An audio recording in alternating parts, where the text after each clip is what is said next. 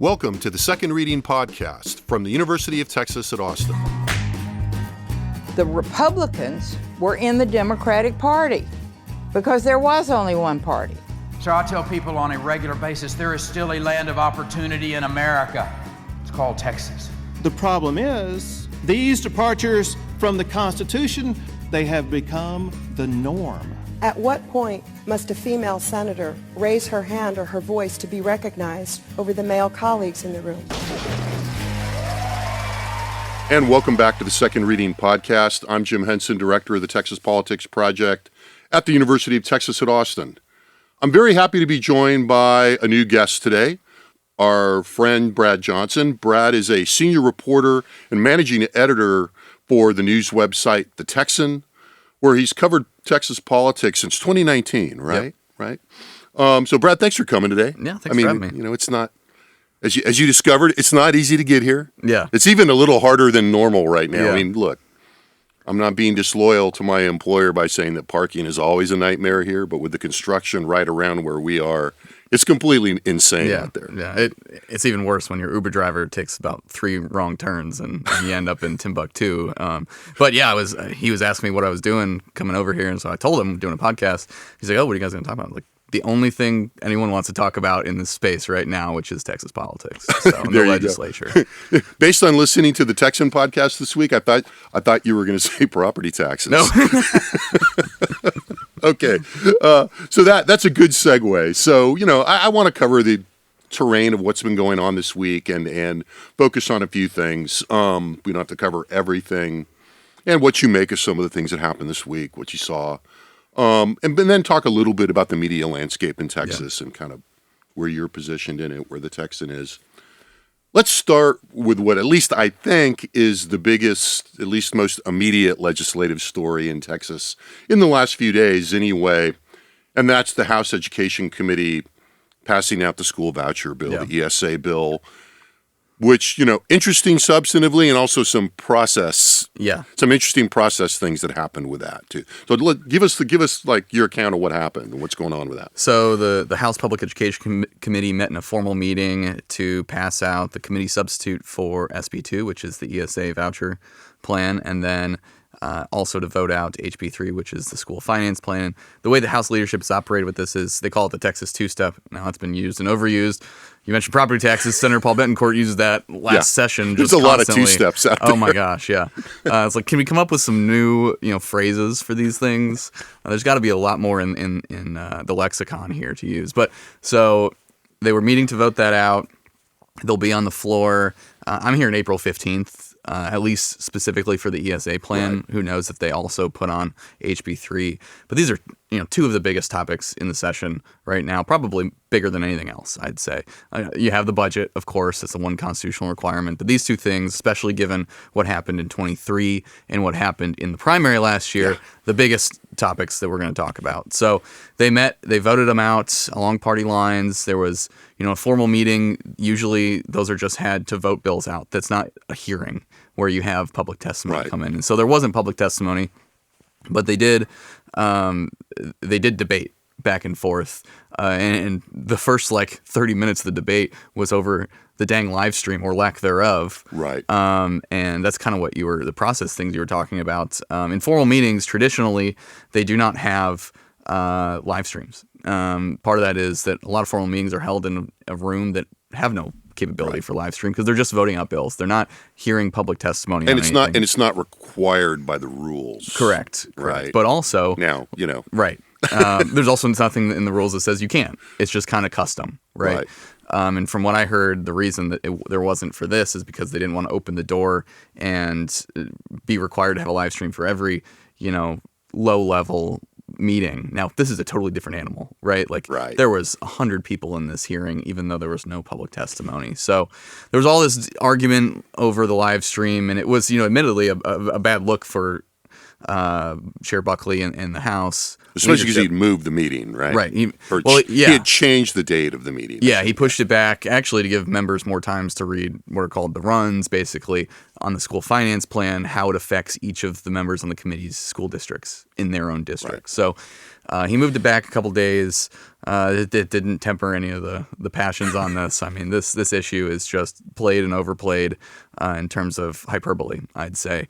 I think you and I have talked about that before, but we've both probably been on the receiving end of some of that hyperbole, I suspect. But. Yes. That's not to say it's not important. It absolutely is. But the sky is not going to fall one way or the other on this stuff. So they met, they hashed it out. They eventually voted it out, both of them. And so now next stop, calendars, and then put them on the floor for a vote. One of the things that seemed a little bit obscure to me, and I wasn't there I wasn't one of the 100 people in the room, and I couldn't watch it. But, where do things stand as you read it between what the Senate wants and what the House wants in the legislation that's now moving out of the committee? A lot of this fight is over how we prioritize this. Like, what's the tiered system? Both sections, I believe, have a tiered system, but they differ. And I think the House's version. Listen, I'm not the ESA guy. Yeah, I don't know all the ins and outs of the policy here, but I do know the broad scope. I don't know all the details. Is a perfectly acceptable answer. But from my understanding, at least the initial version was, 85% of these were going to be reserved for people under 150% of the federal poverty line, something like that. They're drawing a distinction, right? So there's a lot of talk about this thing is universal. And it is nominally universal, but that doesn't mean that everyone is prioritized in this. Everybody theoretically, everybody does not have an equal, just weighted. Right.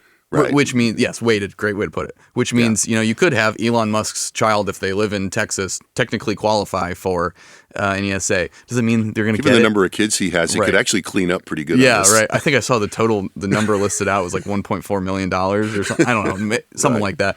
But practically speaking, like that's not going to happen, particularly with the weighted system. If we see that pass, the Senate, I think, has a less weighted system in theirs, but at this point, we're just quibbling on where we draw the lines. I mean, the good thing about that tiered weighted system, whatever we're going to call it, is those are all dials that can be turned one direction or the other in the conference committee, and they added and not just in conference committee, but in application. Yeah, right. When the comptroller, whoever that is next, takes it over. Right. If those dials survive the process. But the reason is that the reason they're stuck on this universal concept, and admittedly, it's a tough thing for Buckley to have to defend because it is such an easy talking point for the other side. Like, why are people making $1 million or more a year able to get this?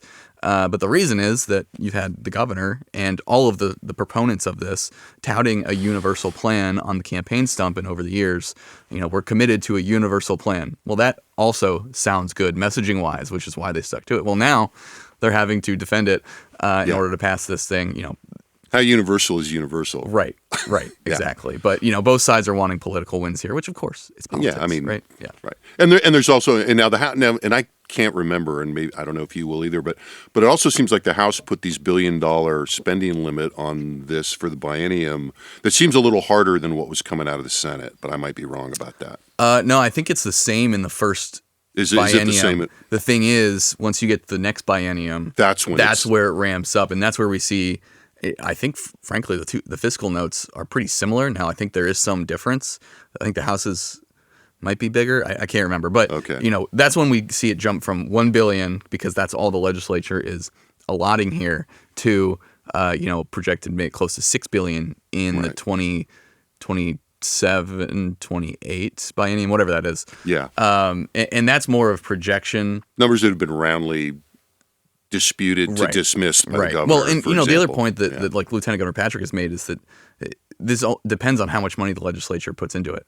So if the next legislature wants to increase it, that will cause an increase to the program. If they want to decrease it, that will cause a decrease. So that's kind of the punch and counterpunch that we're seeing. The back and forth, right. So, before we move on and we go any deeper and get ourselves in trouble, what's your read of the state of play here? Because it's really interesting to me that how the market predictions of this ebb and flow as we're going through the process. Because, I felt like at one point, and I think this is still right in my gut anyway, the chances of this not passing are much smaller than the chances of it passing at this point. But there is also a certain amount of reticence. People, because of the past, I think, people are a little reluctant in open court to just go, yeah, it's going to, they're going to pass something. Right. But that still seems to be the case. Right. Yeah, I see the votes there. When I was looking at the numbers just very roughly on the concept. Now, once you get in the details, that's where it gets more difficult, right? And where people say it could theoretically break down. You peel off a couple of votes on something. The votes were there in 23 during the third special session for the first HB1. The votes were there. Yeah. But the governor didn't want it. And so you got to take that into consideration too. He wanted, in his view, a better program. And so then they scrapped that, went to the next one, and that's the one that failed. But when I was doing my kind of whip count on a conceptual level, I've had like 80 to 82 votes. You had some members who voted against it last session come out and say that they're going to vote for it this time. Keith Bell, Ken King come to mind there. Ken King, though, has still been pretty critical of this whole issue. Yeah. We'll see if he pulls the lever ultimately. But there's a lot because of how much how many seats chiefly Abbott flipped in 24 in the House. The votes seem to be there. It's just, like I said, a question of what the final blueprint looks like. And, maybe we get through conference and the Senate wins out in whatever it is that they're fighting over in these gritty details. And then the House is like, no, all of a sudden I don't want to support this anymore. Right. See, this is the dynamic, right? Because we're both kind of going, yeah, it's probably going to pass. But the more you play it out, you do see that there are contingencies in there that make me reluctant to give it, what is the probability here? I don't want to go below 80, but everyone's, we know how this place works, and 100, nothing's 100%. Right. You can't count your chickens before sine die. There you go. I'm gonna try. I'm trying to make that a thing. I'm trying to make fetch happen here. That's very folksy. You can't count your chickens before sine die. All right, so I'm going to give you some dealer. A lot of other stuff happened this week. Yeah. It's been kind of as I was going back and preparing for this and listened to most of the Texan podcast, tons of stuff that went on, some of it policy, some of it politics. I was going to say dealer's choice, but let's talk a little bit about the motion to vacate the chair and more broadly kind of what Brian Harrison did with his week. Yeah, that's one way to put it. So this was I did not see this coming. By the way, he's been portraying himself in acting in the House. And we should say this is State Rep Brian Harrison, who's been Republican from Midlothian. Republican from Midlothian, who's been, the most persistent opponent / disruptor of the current regime in the House, opposed Dustin Burrows. He's lobbing parliamentary inquiries constantly at the Speaker from the back mic. So actually, I think it begins on Monday in the House Appropriations Committee hearing when they passed out their committee substitute for the state budget. And, he gets up there and he prints out the entire budget, 1,000+ pages, puts it on the dais, and then has a sign that says the budget nobody's read. Now, my one question is, because he's criticizing it about saying it's a liberal budget, it has DEI in it, all this stuff. Like nobody's read it. Well, he had time to read. Somebody read it, right? Well, he read at it. Right. Well, as an old professor of mine used to say, I haven't read it personally. Yes. And also, like much of this is stuff they've been arguing about in committee for weeks now. So, like, I'm sure there were some changes that you didn't know about unless you read it, right? But broadly speaking, this is the same budget they've been debating, and almost the same budget that the Senate passed. So he does that. They pass it out of committee. We get to the next day. I think it was the next day, Tuesday, and he goes up to the back mic, lobs a few parliamentary inquiries at the Speaker, and then eventually he grows sick of the responses and says, "All right, I move to vacate the chair, remove the Speaker from that position." Now, that is a privilege motion. And typically, that is automatically recognized. Any privilege motion, usually they're speeches. They get up and talk about why their pet issue is important, right? But Speaker Burrows did not recognize him, And now the last time that happened on a motion to vacate was when Speaker Craddock did that in, I think, 2007. Yeah. And he just refused to recognize, which, is also up to the discretion of the speaker. Now, the difference is on a normal parliamentary, and I know this is in the weeds, but this matters because this stuff affects how this stuff plays out. Well, right? I think you can probably assume that for most of this audience, it's cool. Okay, cool. So on a typical motion to challenge the ruling of the chair on a denied parliamentary point of personal privilege, you need, I think, 10 signatures to join on in order to force recognition. But on a motion to vacate, you need 76, which itself is a de facto speakership vote, right? Because that's the number you need to win the speakership. Burrows said, you must submit that in a resolution. Now, this is where I think is really interesting because under the rules and under precedent, a motion challenging the ruling of the chair on a motion to vacate is itself treated as something in writing. Now, I think the writing aspect comes when you submit the signatures to officially. That's my understanding. Right. Yeah. But under congressional precedent, which is kind of a second tier precedent in the House rules, it is a resolution. And so here you have the speaker, moving up in the ladder, congressional precedent over House precedent. And that's pretty fascinating. And it's most pointed in this example here, but that applies to all kinds of stuff. Are we running the House more like Congress, parliamentary wise, than we are like the House used to be run? And I said this on our podcast, but ultimately, like, they do what they want, right? The speaker generally does what they want with the rules. That's been. I think within reason. It's funny when you said that in there. I was thinking, that's been a point of dispute in the House for maybe forever. Yeah. But certainly for the last couple of decades and during the modern period, we have these periodic, crises that come down to that, which is how much discretion does the chair have, the speaker in this case, whoever's in the chair, but the speaker. And, how do we understand that discretion and everybody's implicit understanding that the chair is in charge and that they interpret the rules the way they want to? Yeah. At what point does that bleed into, well, they can do whatever they want? Right. I mean, it's a fine line, right? Yeah, it's a little, it's interesting. I mean, that's why being in the weeds is kind of interesting. Well, right? I mean, I think it's critical. It's slowly at first and then all at once, right? Like, you're stacking precedent on top of precedent, and ultimately you get a big move like this because they can point back to 1, 2, 3 things in the past to justify their decision in the moment. And every decision made in the House, the Senate's a different animal. There are no rules there, really. Speaking of doing whatever you want. Yeah. Yes. When you stack these up, you provide a basis from which a future person down the road can make a decision they want and justify it, right? I mean, that's ultimately what they're doing. They're trying to point to something in either the text of the rules or the precedent to justify what they want, the decision they want to make. That's how these things work. Right.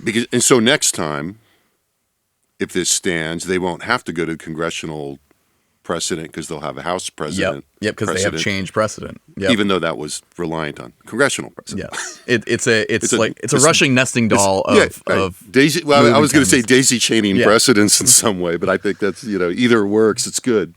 So what's the fallout from that? I mean, just since we're nerding out a little bit, if you go back to that 2007 precedent, that had a lot of long-term consequences. Yeah. Because I would argue that sequence of events that involved Craddock's unwillingness to recognize a motion to vacate, and I can't remember the exact sequence of events now, although I was here, led to the, I believe it was after that led to the replacement of the parliamentarians and ultimately to the challenge to Craddock that succeeded. There were challenges that session that failed, but then in the interim and then going into 2009 was when Craddock was deposed. And it had it, that event, it wasn't that thing, but that was kind of, that catalyzed the opposition that was brewing, I would say. Yeah, what is it? Newton's third law of reaction has an equal and opposite reaction. That plays out in politics as well. It's might as well be a political law, right? Yeah. Not just physics. Overall, Harrison's garnering himself quite a following on this, and like it's real in terms of social media. But does that apply to legislating? And I can tell you for a fact, he's pissing off a lot of people. Yeah. And he has been for a while. But what's notable on that is it's not just House leadership that's mad at him and irritated and sick of dealing with him. It's members that are in his faction of the Republican caucus that are sick of it. Well, if we go back, and you talked about this in your podcast, but if you go back to last week and what Brian Harrison was up to last week, yeah, he embarrassed a lot of people that would be natural allies of him. Right.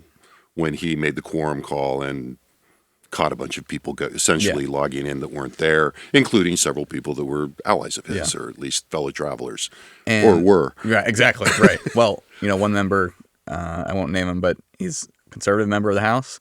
He told me, we're all questioning whether he's on Team Conservative or Team Harrison.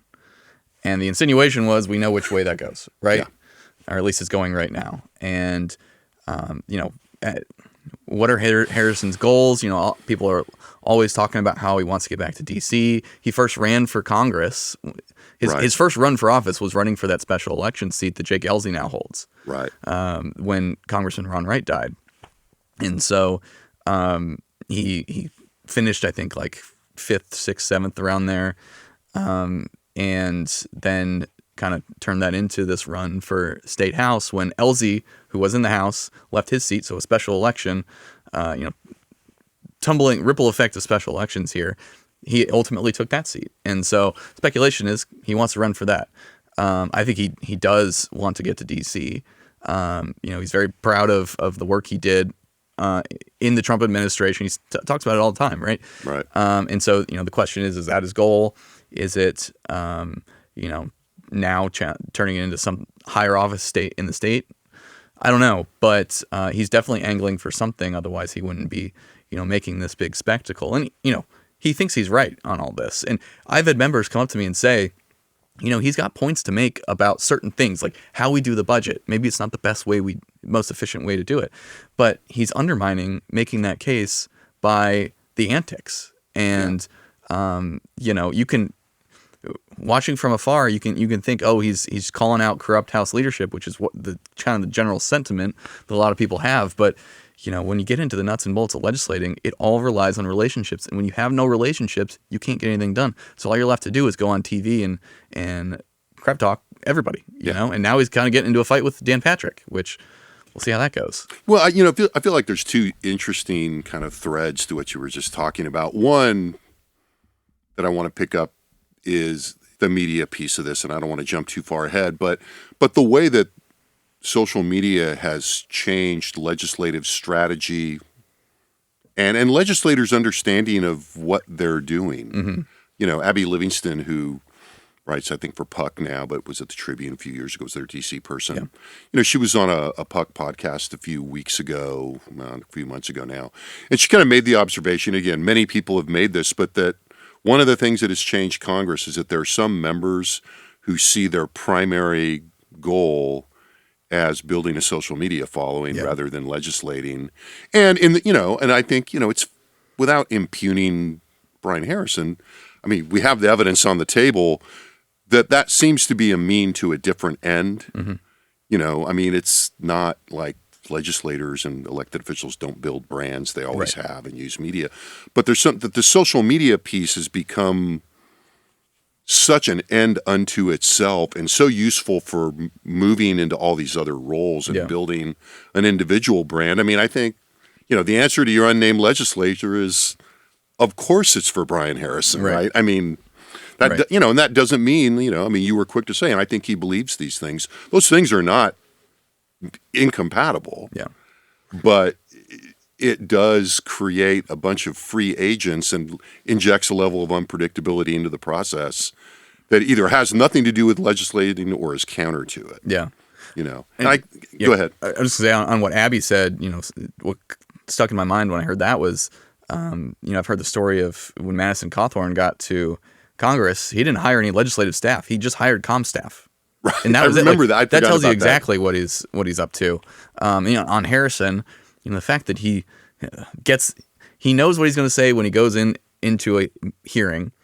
He has it all planned out, and then his staffer, because it has to be, because he's still on the dais, tweets out, clips up, the clip of him saying whatever he's saying, and puts it out there. And so it's very prepared, very planned, and intentional, because that's the goal here. It's not to pass bills; it's to make a platform and make the points that he says he wants to make, right? And there's parts of this where he's been quite effective in causing reactions in places, specifically, A&M, various other agencies, where he's tweeted something out about whether it's DEI or something in there, right? And it causes a reaction, and he can say, "I've been very effective on that." I think that's true. Yeah.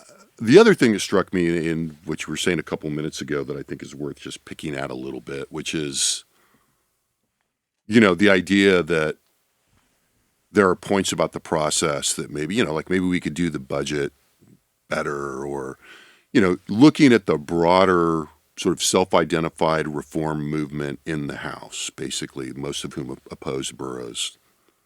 And the idea that the House should be more, could be more active, and could, like this thing going on right now in terms of the back and forth and the old reliable complaint of the Senate and Lieutenant Governor, the House moves too slow. Yeah. And we're doing all our stuff and you're doing nothing, and you don't even have committee chairs yet. But something has been interestingly lost to me in all that, which feels to me ought to be part of the conversation. And it appeals to the budget. I mean, the budget process is pretty inefficient, but there's a reason that document is that big, because it's a big damn thing. It's a $336 billion budget, right now. It's a big damn state with a lot going on, and and there's an answer to we haven't read it. That's why we have an appropriations committee process that breaks it into pieces and breaks it into sub pieces, because there is at least an attempt at efficiency there, within the constraints of how the legislature works. And the other attendant piece to that about this, why is the House so slow? Why aren't they doing more? Well, you know why? Because that's the way the chamber is designed. It's not designed to pass things. It's designed to make it hard to pass things. I mean, that's the foundational principle of our entire system, whether it's federal or state. And even more so in Texas. Yes. Right? Yeah. Where they're only, there's a reason they're only there or there was a rationale anyway for them only being there every other year. So I'm fine. It's an interesting kind of historical development, particularly to see, broadly speaking, conservatives sort of fueling this reform argument about, in a sense, making the House more able to do more. And I'm not saying it's hypocritical. I mean, I'm definitely not saying that. But it's an interesting development in terms of the underlying theory of governance that is now being articulated by conservatives. Yeah. Well, I mean, you go back 10 years, and the broad philosophical point made by Republicans is, I'd rather the legislature not pass stuff, because that's fewer bad things that they pass, right? Right. And now it's not that. Now, and I think it goes back to the general philosophical change in the Republican Party, that they're more comfortable with power than they used to be, at least 10, 15 years ago, right? It's just a change. It's more populist, right? Trump has a lot to do with that. But I think this was happening before Trump. They have more proactive constituencies that want to use government to do things. And, their argument would be, and I think there's something to this, you saw a lot of power wielded by the political left in many different ways, and those who are opposed to that were sick of it. And, they saw all this stuff happen, chief among them, COVID, the shutdowns. The political right hated the shutdowns. And, there's something to be said about closing an entire economy for a virus that, was not good. Don't get me wrong, but it was not the Spanish flu. Right. Yeah. So that's their argument. And so I think they're trying to fight fire with fire. And that's generally the philosophical change. Yeah. Well, and I this is we should come back and we'll do a conversation just about this. Okay. But I think if you look back, it's also an even bigger arc in which COVID, the COVID response, I think, was important in all the ways you're talking about in catalyzing this. But it was also piggybacking on, the post-civil rights era Constitution. Yep. That is a much more active, and in a direction that a lot of conservatives didn't like, right? Yeah. And again, one needs to be more careful about how you phrase those things, and not to be misunderstood. But I think all of that is kind of in play here, and it's making it sort of a fascinating moment in terms of how the people that are running the system think about governance. Well, I was listening to Scott Braddock's podcast this morning, and Jeremy Wallace on it talked about Greg Abbott going here to UT to talk to the Federalist Society. And that ties into what you were talking about, because until the Federalist Society really was created in, the 50s, the entire viewpoint of judicial power was activist judges, like as it's described today. There was no originalist thought, at least nothing that had any meat behind it. But now there is a very formal and quite powerful movement on the conservative side to have these, dispassionate judges who, don't assert themselves except only when something is unconstitutional, right?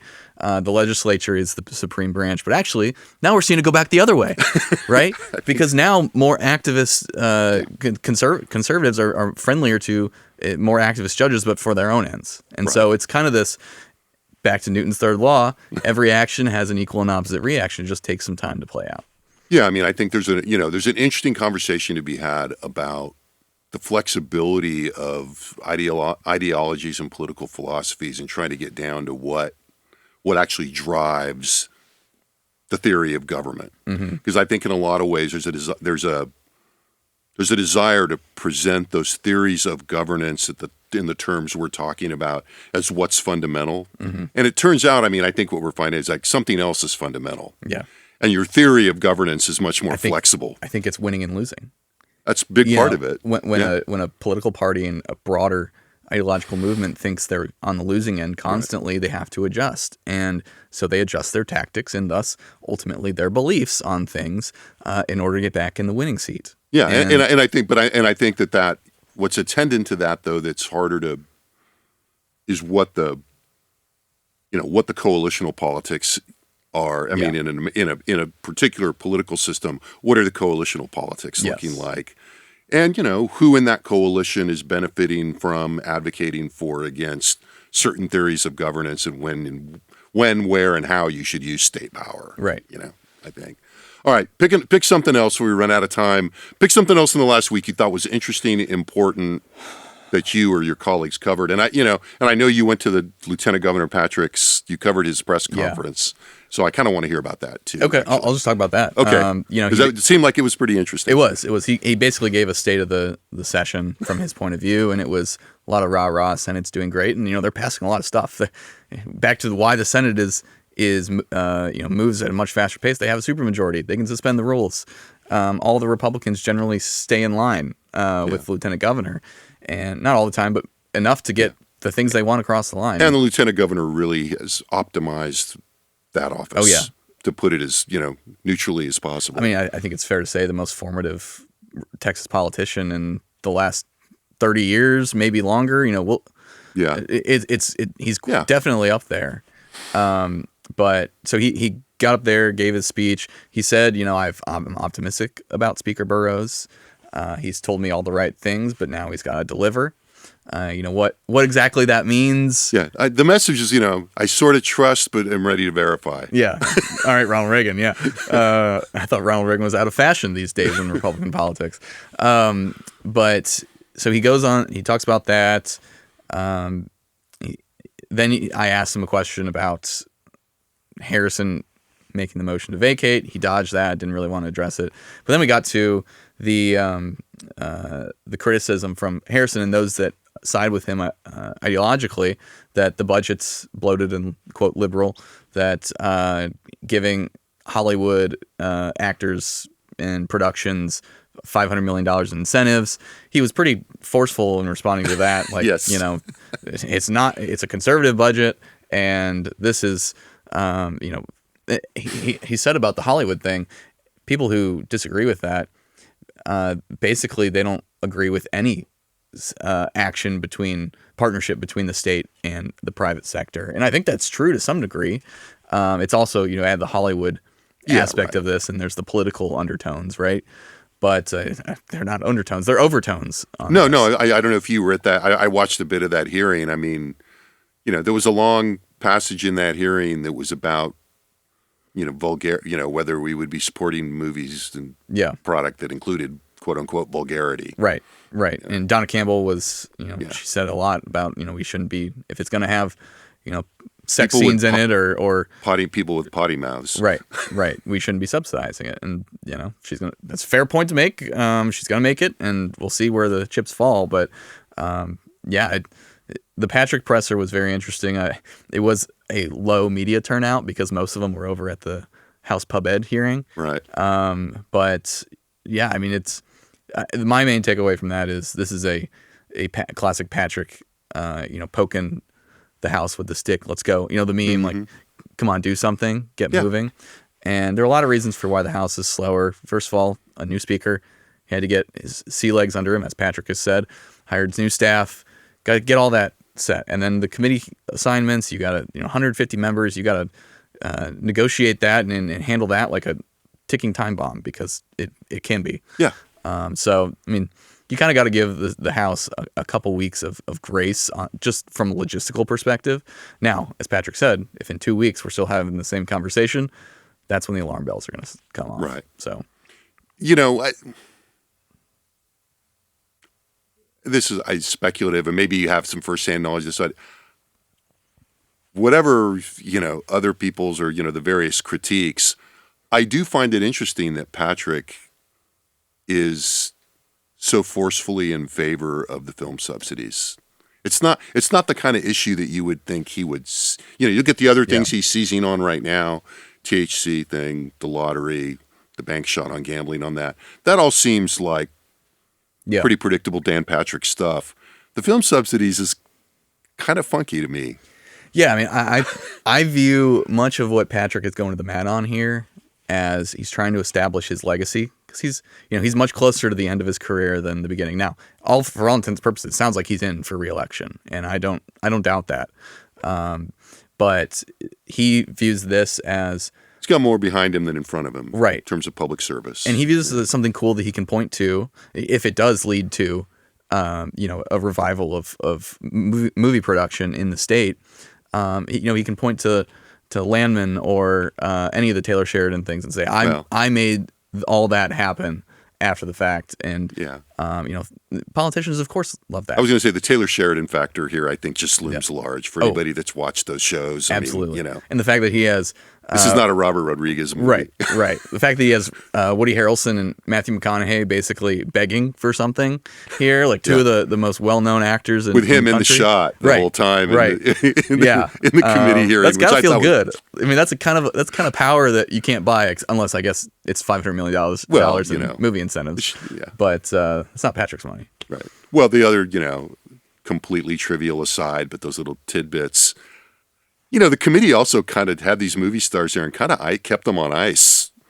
They kind of iced them for a while. I mean, McConaughey and Harrelson sat there for an hour or so while they talked to the film commission folks and asked them a lot of questions, and everybody, so there's all these kind of casual shots. It's like, George Clooney at the end of Michael Clayton, right? Yeah. With, the very various faces of Matthew McConaughey as he's sitting there listening to the film commission people talk, wondering like, when do I get to go? Yeah. Well, congrats. It's about time you had a firsthand lesson in how the government works and civics, right? I mean, far too many people don't have any idea how this civic stuff works. And so congratulations. And once he testified, he was, he's pretty good. I mean, he's a compelling guy. Absolutely. All right. So let's talk for a couple minutes just about media and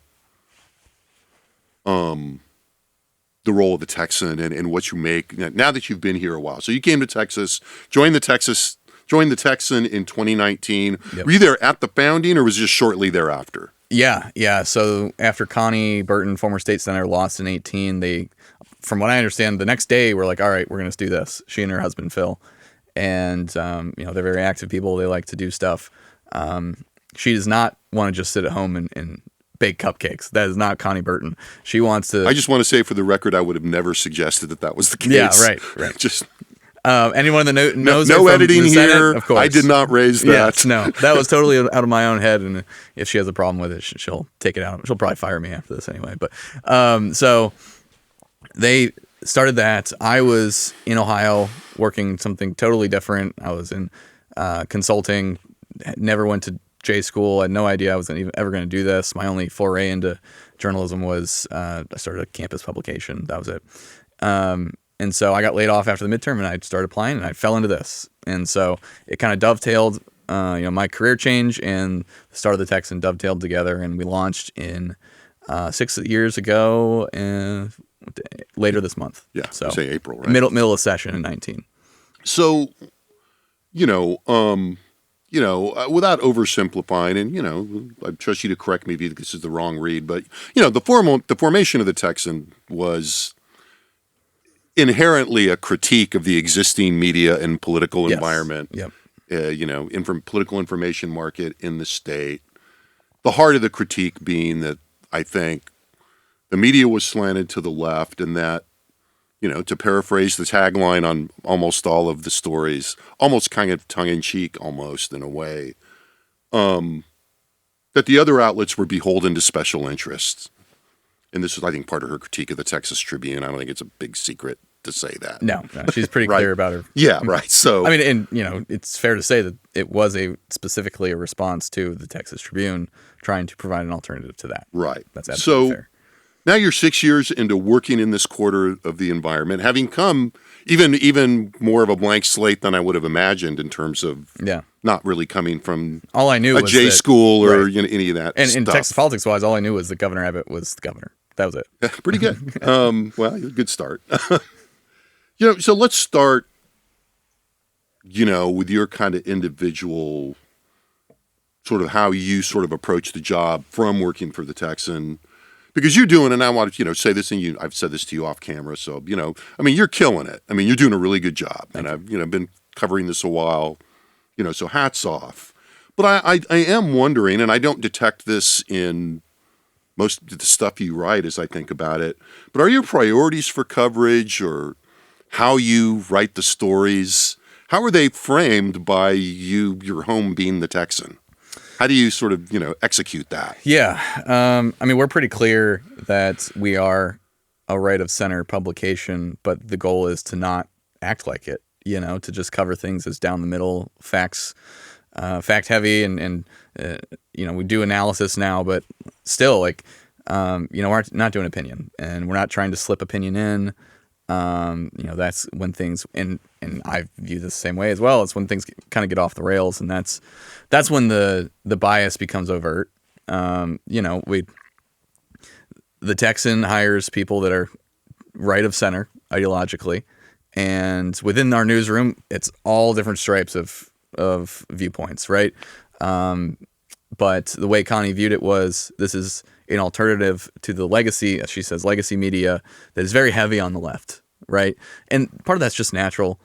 More people that are left of center ideologically want to be reporters, right? There's not a huge group of conservative journalists to go after. Right. And, something I've seen is, and also I'll add that the founding of the Texan for Connie was just as much about the right, conservative media on the right as it was the left. Maybe it's not just as much, but also included that. But she's not been shy about picking fights with people on the right too, right? Or so, responding to people picking fights with her, or whatever. Yeah, but. Overall, her philosophy is we need to get back to doing reporting as it was supposed to be done. Heavy on the facts, not pushing a narrative, that kind of thing. And from my perspective, I actually find it a lot easy. It's easy to do. Maybe I've been doing it for so long, it's just ingrained in me. But when I was writing for my student publication, I quickly found that I ran out of opinions that were well developed enough to write something on that I was comfortable with publishing under my name. And a lot of hot take slingers, whether they're just on social media or at a publication, they're just slinging takes to sling takes. And I don't find that valuable. I want to get in the nitty gritty.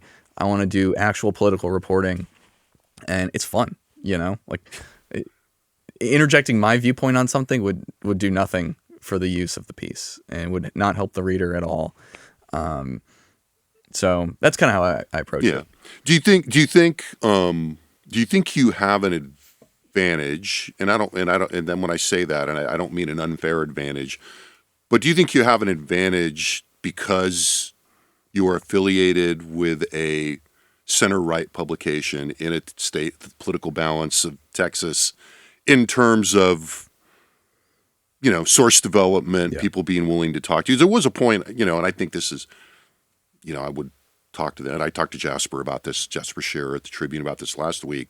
I mean, there was a point, I think there was a concerted effort where there were many people saying, I'm just not talking to the Tribune anymore. Mm-hmm.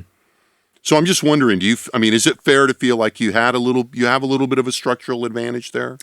Yeah. In a Republican majority legislature? Absolutely. That's definitely fair to say. And I think it bears out in my sourcing. Part of it I think is, I've said it already basically, or, indirectly, I speak that language on the right. I come from that world. It was not my favorite thing to do, which is why I left. But, it's really, a lot of it is, being able to talk on their level, understand what they're saying, even just the subtle things, a reference here or there to something of conservative intellectual history, right? Like that helps you build a relationship with these people, and they know that you're not out to get them. That's a big thing. Most reporters, I'd say, are generally not that way, but the perception can be that, especially when you give a quote to somebody and in a legacy outlet and they run with it, and it's not as you as the person giving it intended it to be run, right? Overall though, yes, I think that gives me a leg up. I think another thing that gives me a leg up in just the political sphere generally is I used to work in this world, and so especially the political side, where reporters who go to J school, they don't have the firsthand experience. It's tougher for them to learn the ins and outs, the subtleties of these political inside baseball things, and I think that's why I've been able to do this so well. It's because I have that background. I knew how to read a poll pretty well, not as well as you, Jim, but pretty well. I'm taking your questions. You know how to read a poll. Yeah. It's a learning curve if you're not in this world already. So, I want to connect that a little bit with the earlier conversation we were having about social media. 6 years is a lifetime in at least the last 6 years in media terms. I mean, even since 2019 when you started, the structure of the media has really changed, right? Mm-hmm. In some of the ways we kind of touched on. I mean, the conversation we're having about elected officials using Twitter is an artifact of that in some ways, or both an artifact, cause, effect there again. But I'm wondering if the proliferation of all these other kind of more distributed media, Substacks, podcasts, universe, social media, has complicated this project of kind of corrective media coverage that the Texan kind of undertook to begin with. Because there's a pretty robust conservative media universe out there now that didn't exist 6 years ago. Yeah. I'm just wondering, how, it's a little bit of an abstract question, but I think it probably affects how you do the job, and certainly is affecting the business models of everything out there. I'm just wondering how you're experiencing that, what you think of it, if you have thoughts on that. I was talking to Ross Ramsey a while back, former founder of the Texas Tribune, and he was telling me he likes to follow reporters. I think that's kind of the way it's going. You get a Substack, and you get that person's thoughts. And I have a couple that I subscribe to, and the Dispatch. I like the Dispatch, but I get the Dispatch to read two guys, right? I get a lot of comments from people, especially on the more insider side, that they subscribe to us because they want to read my stuff, right? And that's not a knock on the rest of the publication, but that's kind of the way people are viewing this now. It's very... It's a media manifestation of what we were talking about with politicians. Exactly. Also on the streaming service stuff, the customizability, right? People want that. They want what they want when they want it, right? And when New York Times and Wall Street Journal are in galaxy of their own, right? They're the two that are, basically making they're about the only ones good amount left, of though, money. given what's going on at the Right. Washington Post right now. Right. So, it definitely affects things. As with anything, the scale you have to operate affects your ability to make money on anything. Yeah. And so, we're pretty small, lean. Then you look at the Tribune; it's very large, and they have a prolific output. Like the amount of stories they write and the length of those stories, the depth of those stories is massive. Now they're also a different model as a nonprofit, but when you scale up, it makes it a lot more difficult to break even on anything. I learned that in my last job, but I think you're going to start seeing people get smaller and smaller. As much as I'd like for us to grow quite a bit, it's just easier to break even on that. And you just have to, in this world where people generally don't want to pay for news, they think they don't view it as a product. We at the Texan view news and what we write as a product for which you should pay. You get what you pay for, right? And that I specifically do not view it as this. Do it for the good of society thing. I don't think that's helpful. I don't think that scratches the consumer itch that legacy media types generally think it does. It might get donations, but that's a different question, right? Different model. So I don't know. Substack's definitely taken off, and or you figure out like the Tribune and many. I mean, what's going on in the kind of the magazine world seems to me that. You have to find other ways of generating revenue that's, and then try to align it with your news product. Right. Ultimately, festivals or, yes, events. Exactly. Or, Texas Monthly Options, optioning projects. And we had a big event previewing the session back in January, and it was a great success, especially financially. It was awesome. The kind of thing we'd only done once before, and we didn't maximize that first time, but we did this time. But overall, you have to provide a product that people want. And whether that's quality writing, quality analysis, good reporting. Look at what The Atlantic published in the Jeffrey Goldberg thing. Evan Smith told me the other day that was the biggest subscription day they've ever had on anything. Yeah. And the amount of traffic they got there because they had that massive story, you can't manufacture that with anything else. You just you have to provide a good product, and then people will follow. I mean, I was listening to, one of the media podcasts, and, somebody was referencing the whole, that whole breaking of that story and the way it happened is like, a classic kind of old school journalism moment, right? Where, not really through shoe leather this time, but, guy gets dumb luck, but guy gets a big break. Yeah. And to be fair to Jeffrey Goldberg, I mean, he's approached his job in a way that he's in a lot of people's phones. Now, at this point, that's an unintended consequence that somebody accidentally adds you to his signal, but it's because he was in somebody's address book. But the point being that was a very old school kind of, a scoop. Right place, right time. Right, yeah. And a big story that people in Washington were all going to go. Yep. And I'm not to downplay, I mean, a pretty interesting story with a lot of ramifications that I think the Trump administration has been pretty successful at dampening, through velocity and tariffs. I mean, I'll see your threat to national security and raise you crashing the economy with tariffs. I mean, with this we see, as with anything, scandal sells. Right. And this was a scandal, and it was real juicy. And great scoop on its part, and it bore out in the financial windfall they got from this. Right, but also, to where we were, the story itself was old school. The way it propagated was very of the moment. Yes. Right. Absolutely. I think, the advantage of being able to share that stuff via social media and how it got picked up in the way that they, beat the drum on that story. I mean, I think I'm still getting emails from The Atlantic with yet another angle on. Got to milk it for all it's worth. Yeah. Right. Which, we all swim in the same ocean here. I want to ask you one last thing that's a little bit abrupt, and I could have done it earlier, but you did a event with my colleague Josh Blank over the weekend, which that was fun. Weird. Good, yeah, no, and he had a very good time, and he enjoyed it. It was, I'll we talk about it afterwards. It was actually a gig I was going to do, and then I couldn't. And Yeah, he told me you were a little salty about that. yeah, good. Well, I'm glad he picked up on that.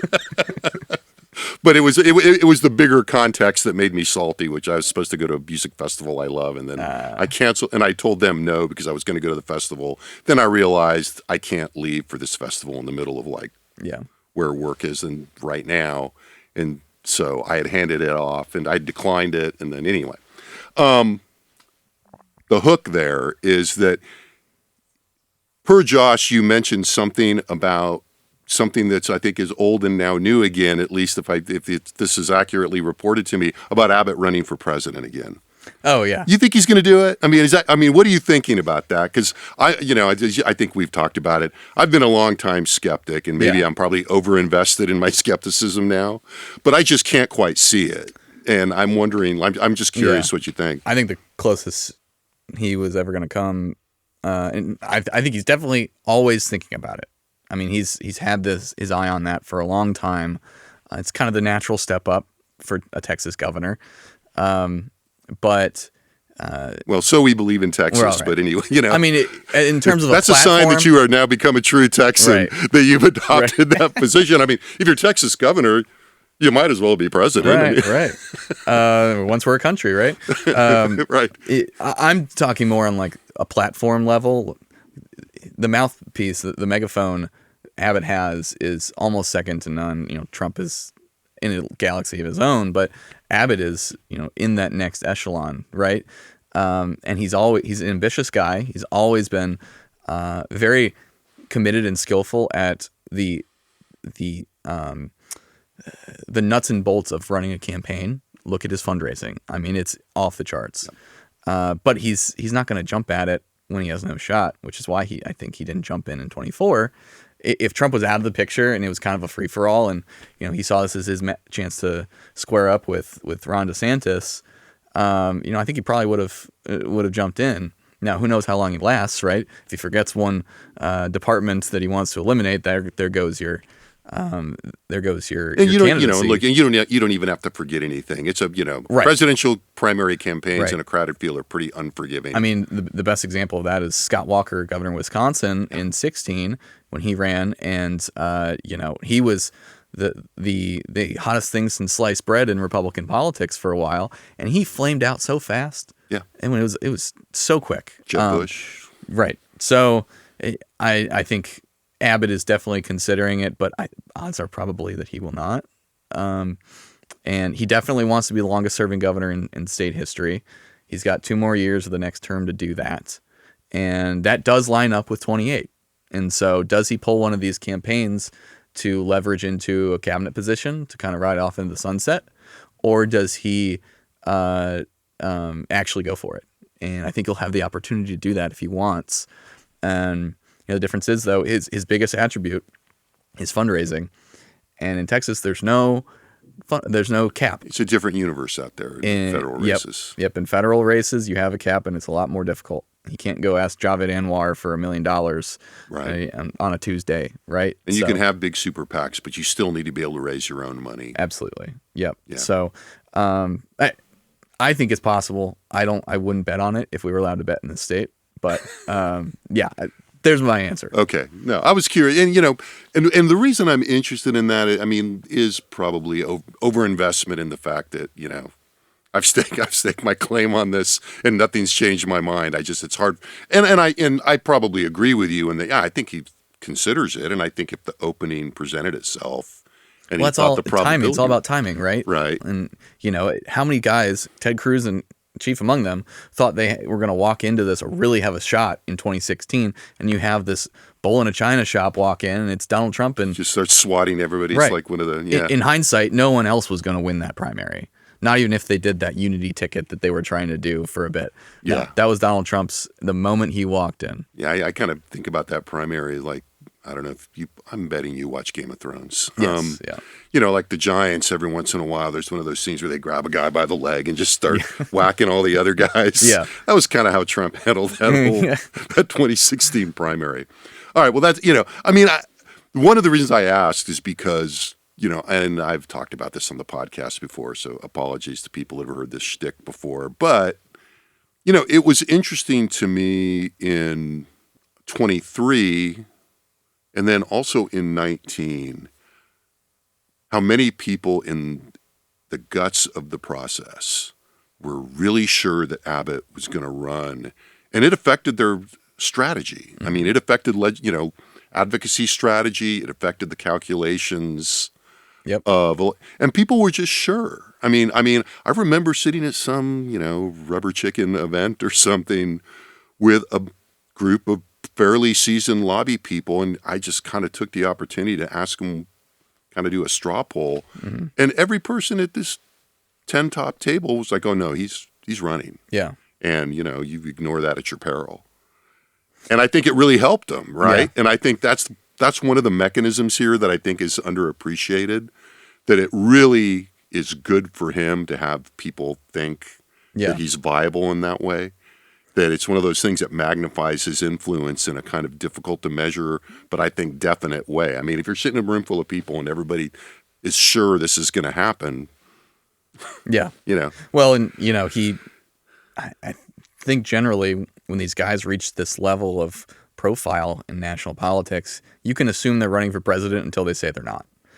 Because they or assume they're thinking about it at least, I guess. Well, right, but they're all angling for it. They're strategizing. Like Greg Abbott, I know he personally believes in this school choice ESA stuff.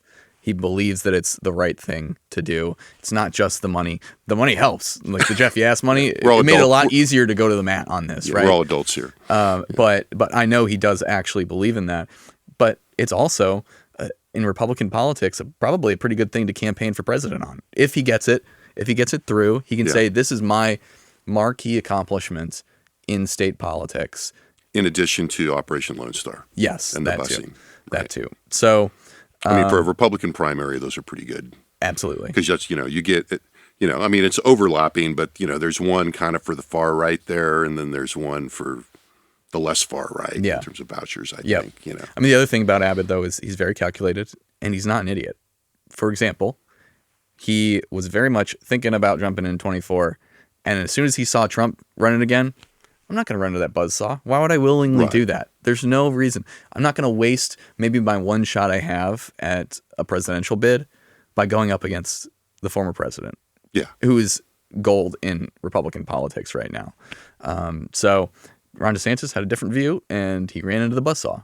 Right. So Abbott was proved correct on that. Yeah, and I think if we went and did a Google Trends search, DeSantis not really moving the needle much anymore. I mean, it was a pretty... he almost took a spot in the cabinet, right? He was pretty close to that.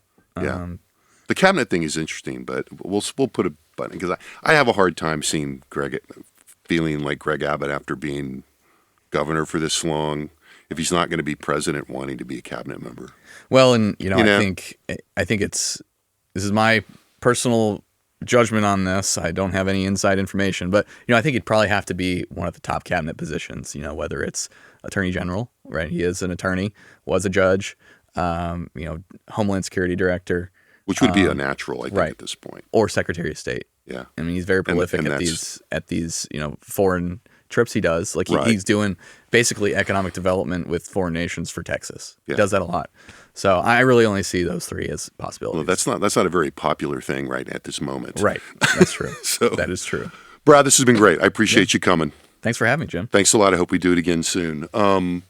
Brad Johnson of the Texan.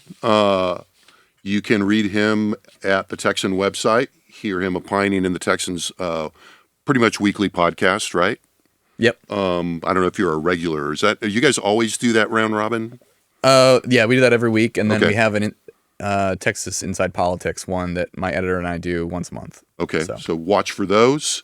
As always, thanks to our excellent audio production team here in the Dev Studio, the College of Liberal Arts, generic term, here at UT Austin. And as always, thanks to our audience for listening.